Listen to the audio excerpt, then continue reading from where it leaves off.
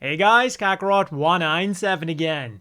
This time with a review of the Master Grade Ginn from the Gundam Seed anime series, provided to me by my favorite online hobby store, Hobbylink Japan. Links to get your own down below. And just from the looks alone, I think quite a few are already gonna wanna buy this. Because man, did Bandai do an awesome job turning the Ginn into a sleek and highly detailed Master Grade, without going overboard. And the same level of care went into the color accuracy of the Ginn, which is perfectly exemplified by the verniers on the shoulders and the legs. That kind of color separation is what you get out of the box. The only sticker that we get and also need is for the mono eye, and unfortunately, unlike some other mono eye machines, there is no clear plastic behind it. It's simply molded together with the track that it's on. One of the only blemishes on this otherwise perfect looking Ginn. As for the seam lines then, you can find one on the mohawk and also on the upper arms, but other than that, it's about as good as it gets. So straight out of the box, we're getting an extremely good looking Ginn that was well worth the wait. And you can even customize its appearance to your liking with the included marking sticker sheet. On the inside then, there's unfortunately significantly less to see and talk about. It's got the Zaft inner frame from the Zaku Warrior, so while it might be very articulated, it looks very plain. So let's just cover everything up again and have a look at the weapons that it comes with. And again, not everything is quite as it should. At first glance, this thing looks quite nice. It's even got a removable magazine and comes with spares, which I'll discuss in a second. But for one reason or another, they thought it was a good idea to put hollow parts on the frickin' barrel that's going to be in plain sight when you're posing him with this thing, because this is like the main weapon that it comes with. Why? And just the thing that really annoys me here is that the Ginn itself looks really amazing, so going from that to hollow parts on the barrel is quite a stark contrast. The hands that we're getting then to hold on to it are also not the best. The grip looks a bit awkward, and for getting solid hands, it's also not the most secure in the world, but it's not going to fall out either, so that's fine. Then, in case you don't want to use it, there's a peg in plain sight over there, and what you're supposed to do is painstakingly fold this down, which is pretty damn difficult to do. One eternity later. And then store it on there. Now, the cool thing here is that that peg is kind of a universal peg, so you can also store it on either the legs or somehow on the side skirts. Then those extra magazines I was talking about, you get 3 of them and they can be stored onto this holder, which can then be stored onto the side skirts. Or again, if you want, as with the machine gun, it also goes onto the legs or onto the back skirt. Then for close combat weaponry, we of course get the heavy blade, and I'm just gonna go ahead and say that this thing looks really good. I just again find it kind of unfortunate that we've got a pretty big peg kind of just sticking out of there, but whatever. The holding hands do a much better job at holding on to that sword, and in fact I even found them to be better at holding on to the heavy machine gun too. He might not have a finger on the trigger at the moment, but I do find that grip to look much less awkward and more natural. And of course, just as with the machine gun and the ammo pack, if you don't want to use it, you can simply store it onto the side skirt or on the legs if you'd want to. And then finally, the heavy weaponry that he comes with are these 2 missile launchers. You can use them as he did in the anime by mounting them on the legs, or you know what I'm going to say, you can mount them onto the side skirts, but there is one thing to keep in mind here, because for some reason those mounting points on the legs will rotate around all the way, but the ones on the side skirts will not. This is as far forward as this one goes, so you can rotate them backwards, or at least this is as far as they'll go without modifications. Another interesting non-anime thing you can do with them is extend this handle and then the Ginn can hold them in his hands. And as with the heavy blade, he holds onto them very well. The only negative thing I have to say about the missile launchers is that all of the missiles are molded together, and in order to remove them, you have to take apart the whole setup. So if you want to make it look like he shot 1 or 2 missiles, you're gonna have to do a few modifications. The other accessories this thing comes with then are open palm hands for some more dynamic poses, and of course an action base connector so you can hook them up securely to an action base while you're having him make those dynamic poses. And talking about poses, let's have a look at the articulation of this thing. The head is on the usual hinge and ball joint combos, so it goes nicely up, nicely down, rotates around all the way, goes a little bit forwards and backwards, and it's got a very easy to remove scalp, so you can rotate around that mono eye.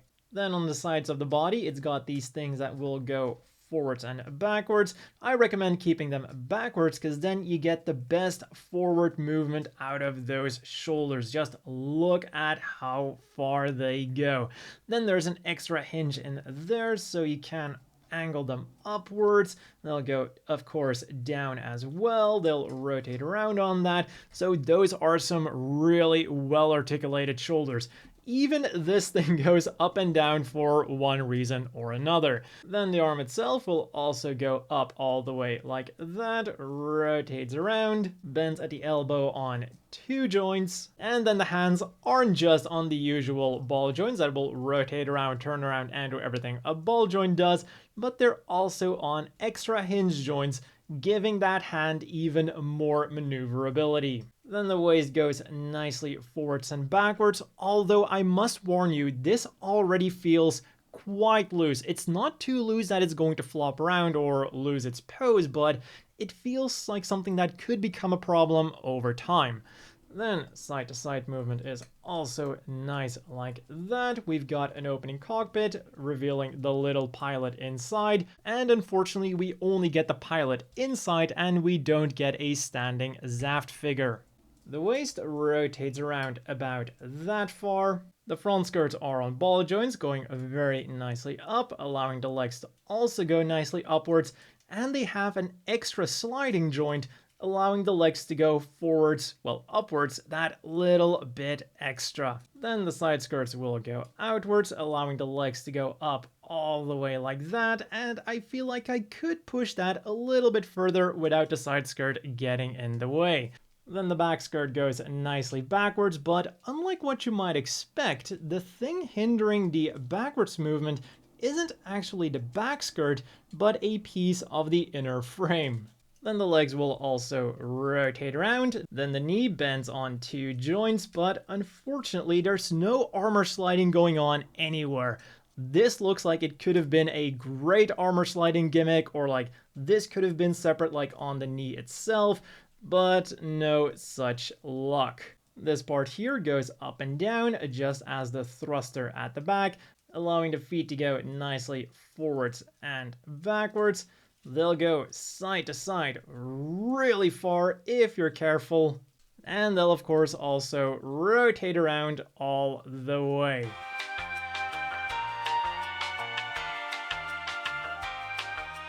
And then I kept the best for last, because those wings are absolutely amazing and I love what they did with them. First of all, the entire backpack itself of course goes up and down. The wings can go up and down, again not too surprising. They'll open up at the bottom and the top, and this thing here is double jointed. This thing moves and this thing moves.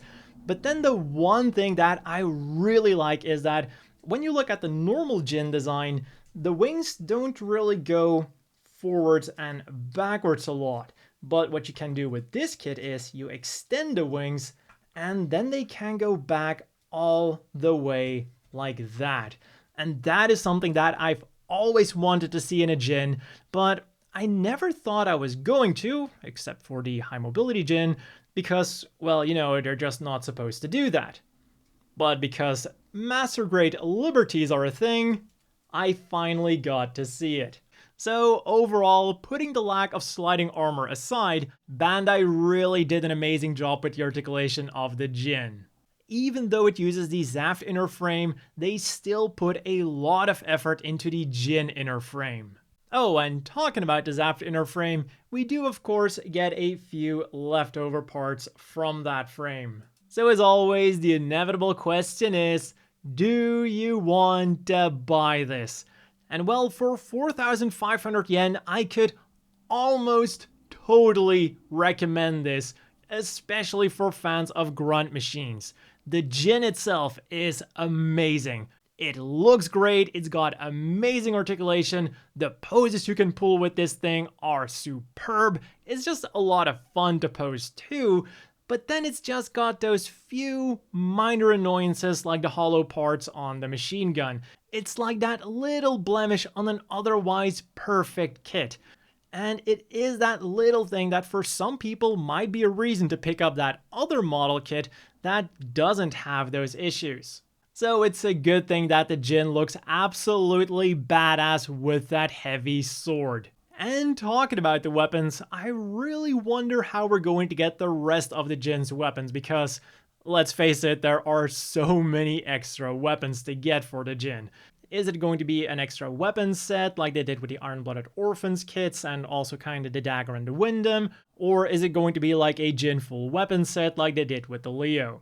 Regardless of what they do, I feel like we're going to be getting a lot of Ginn stuff in the future because not only do we have those weapons, but there's a bunch of other Ginns as well. Then for some size comparisons, first of all, here it is next to the new Ailstrike Gundam and the Aegis Gundam, and this machine really feels right at home next to them.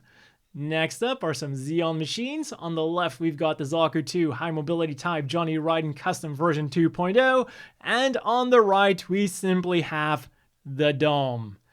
Gotta say, those wings do wonders making the Ginn look more badass and intimidating.